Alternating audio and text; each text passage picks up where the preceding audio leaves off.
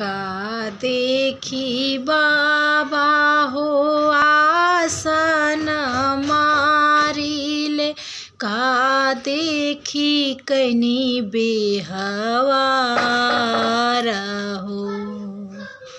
का देखी बाबा हो धिया के संकल्प कहिनी, के राउर हरेला ज्ञान हो।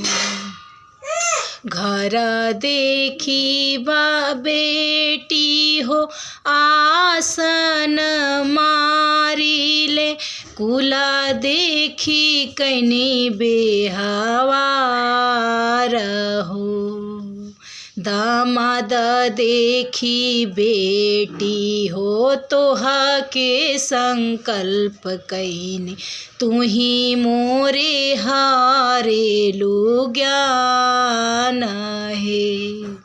दामाद देखी बेटी हो तोहा के संकल्प कईनी, तुही मोरे हारेलु ज्ञान है।